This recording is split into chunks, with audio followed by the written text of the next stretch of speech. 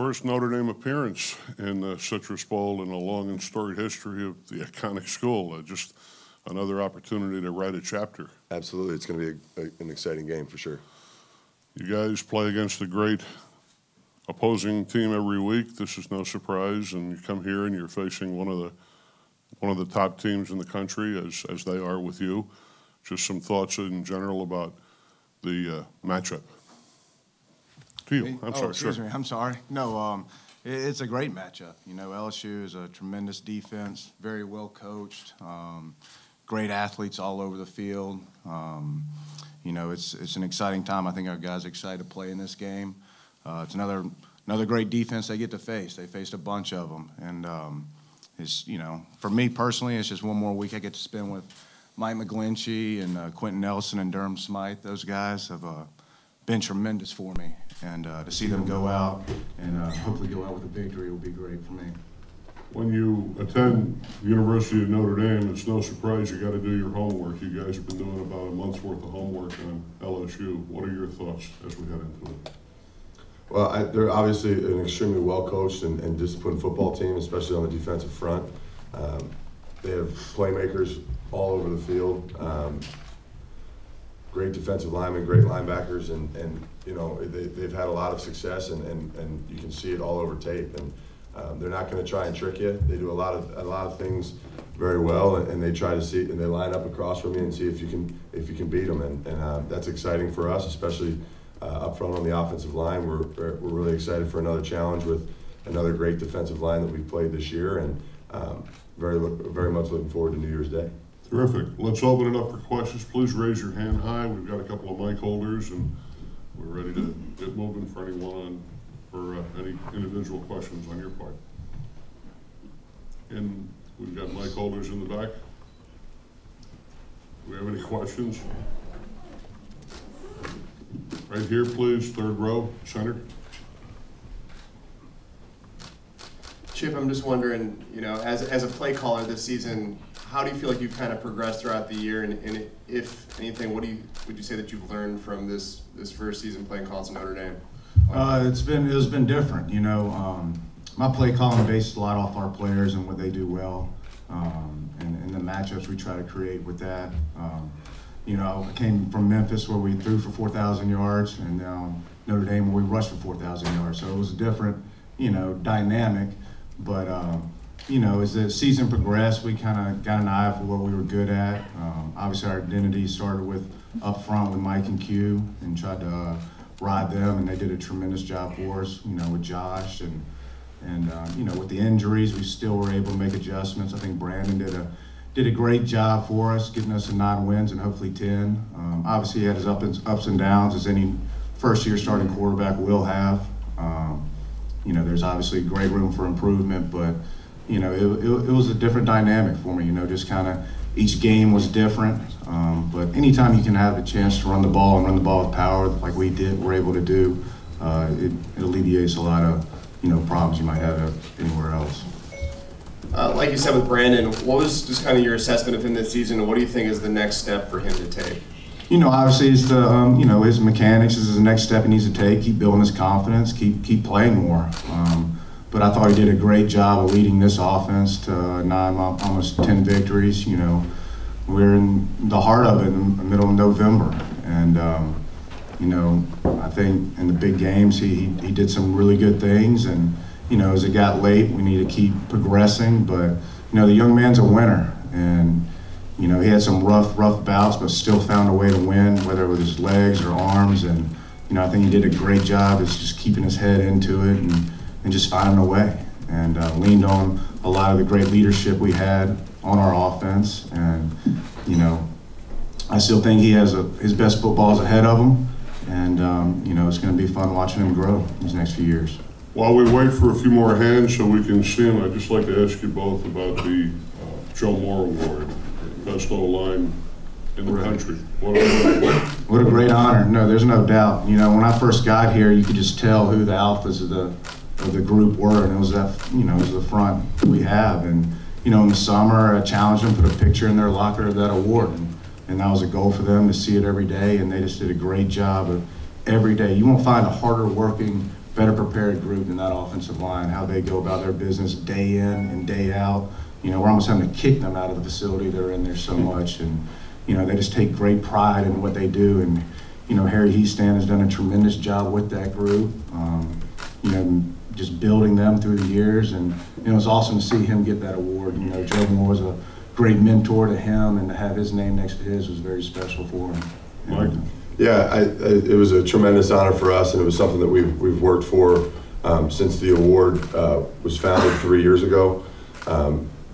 It means a lot to us, more than anything that we could accomplish individually, because we did it together. We did it as six. There were 6 of us that contributed to getting to that award, and being able to accomplish something as a full unit and becoming the best in the country was a very, very big feat for us, and it adds that much more knowing how important Coach Heastan is to us, and what he means in the relationship that we have with him, winning his mentors and his, you know, the guy who brought him into coaching's award. It was a very, very special moment for him, and I know it's something that he'll take away as one of the top moments of his career.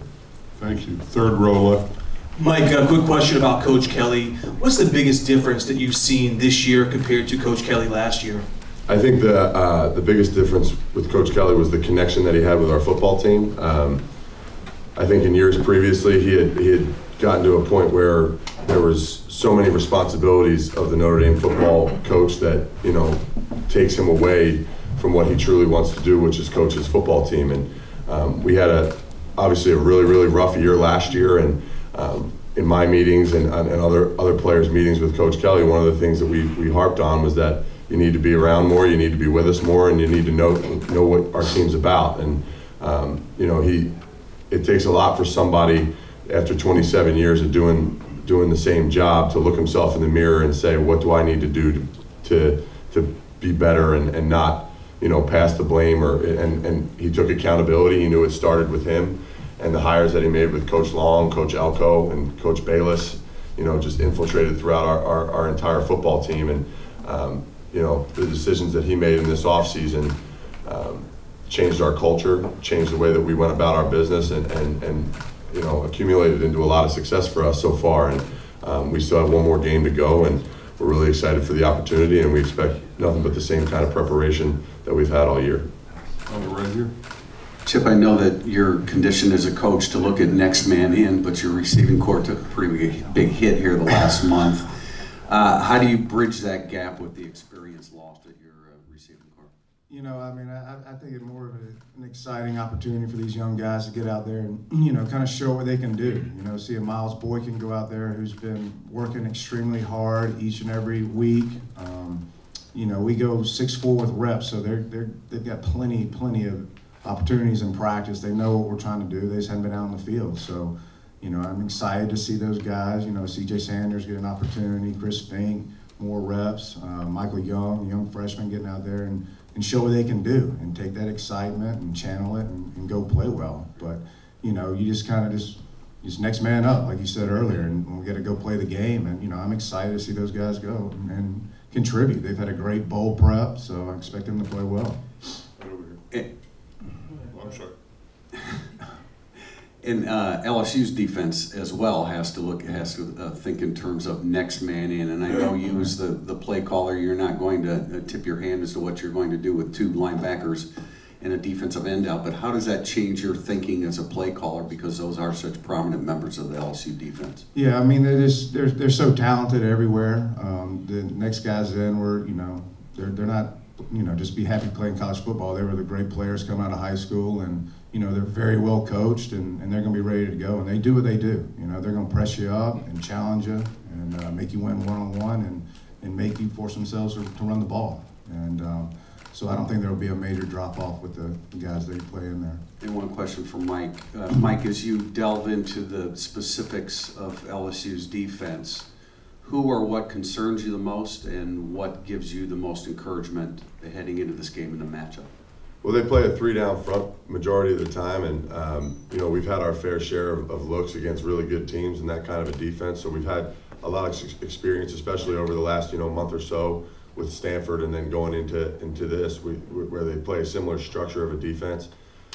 you know, they have great players all over the place. So it's not you know, one specific guy that you're ever worried about. But especially with me up front, you never really worry about the other guy too much. You're in control of what you have to do, and that's the way you have to prepare. It's figure out what you have to do first, and then look at LSU's defense for the tips and alignments that they bring and the way that they play football. And it's my job to study the film as best as I can to understand how they get off blocks, how they, you know, try and put pressure on offensive lines and stop the run game and certain pressures that they have in third down passing looks. So it's a full, you know, kind of a full picture with LSU, that they have great players everywhere, and they're going to play extremely hard, and they know their system well. Hey, Coach. A little bit about Josh and comparing and contrasting. I mean, is there someone, I guess, in the NFL that you can kind of compare and that he reminds you of? And then also, kind of, how is he different as a running back from anyone else you've seen? You know, I think Josh is a unique back.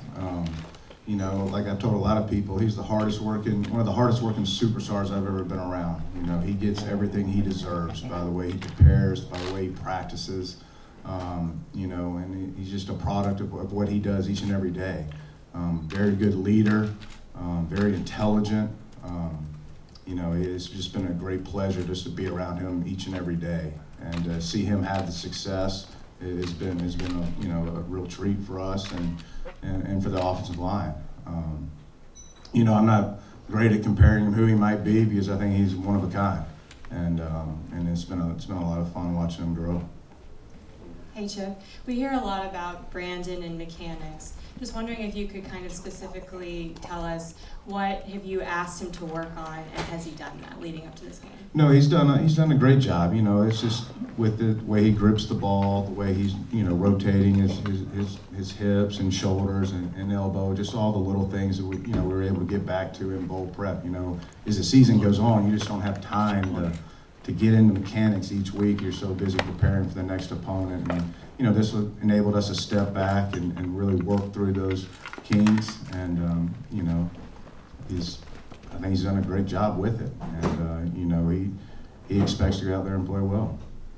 And then also, how would you evaluate just Josh in general, compared to how he was a little bit in November, maybe not as productive compared to just what you're seeing the last couple practices? He's been awesome. He's had as good a bowl prep as anybody. You know, it's been fun seeing these guys once the exams and all that got over. Just to see the explosion back in him. A Tony Jones is finally healthy, seeing him back to where he was in the spring, and Culver. And, you know, people forget he's one of our most explosive players, especially when I first got here in the spring and fall camp. And, you know, he had a high ankle, and being a young kid trying to fight back from injury, you know, something you have to learn. And to see him coming to practice now with a great balance, his smile's back. And, you know, there's a lot of guys who were beat up now are able to get their legs underneath them and fly around on the practice field. We have one over here, right? Coach, you talked about you want to build your offense around the talent that you have, but as you look forward to not just this game, but then moving into the offseason and the next year, where do you kind of want to take this offense? What do you see the next steps for this offense? Yeah, I mean, obviously, more consistency in our passing game. You know, that's a step that the entire offense has to make. It's not just the quarterbacks, it's receivers, tight ends. You know, in this offense, we should be throwing 65-70% completions, and, you know, averaging close to 300 yards passing a game. You know, to go with our ability to run the ball. So, you know, there's great strides we need to be making in this offense, and you know, every year is different. And like I said, you're going to play to your strengths. Our strengths this year was a great offensive line and running back core, and, you know, a quarterback who could move. And we're still going to always emphasize that. But, you know, I want to be a balanced offense. I want to run the ball, and I want to throw the ball just as well as we run the ball. And, you know, so there's still great lengths we need to take in this offense. Is kind of pushing the tempo a little bit more something that you want to be a part of what you do moving forward, or do you kind of feel like you guys have got to that point? No, I mean, I don't think we're anywhere close to the tempo that we need to go, and that's usually the case the first year. And you know, you look back on the season, a lot of our games we played, they were really over in the middle of the third quarter, so a lot of it was just running the clock out and just the way a lot of the games went. And so, it was hard to really get that instilled in our guys. You know, certain games, I think North Carolina State, the tempo really helped us, and we were able to execute it really well. But that's something just always gradually we got to keep getting better at. And the better the kids know the offense, the faster they'll play. So it's kind of just a work in progress. Got one all the way in the back. Can I ask one more? Please. Thanks. Tony, you've talked a lot about Tony Jones since you've been here, and we saw some flashes of it in the spring and fall camp, and obviously the ankle injury has kept us from really seeing it in games. What does he bring to the table? You talked about his explosiveness, but as a runner, what does he bring to the game that you like so much? You know, he's another great runner, has great vision, low center of gravity, just a hard guy to tackle, very good instincts, another explosive guy out of the backfield, has tremendous hands and a great route runner. You know, it hurt us not having him for, you know, a great portion of the year, being able to get in our 2 back sets and whatnot. But, you know, he's a tremendous player with a tremendous upside. In the back.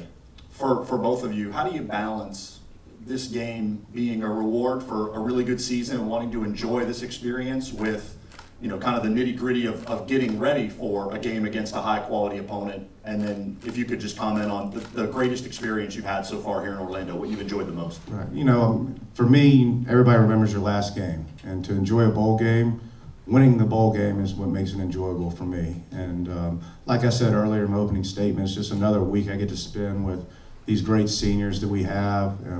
Has been tremendous. And I think the whole bowl setup here at the Citrus Bowl has been outstanding. The way they treated our players, our families is, you know, is first class. And I'm excited just to take the field with these great players one more time. That's what it really means to me.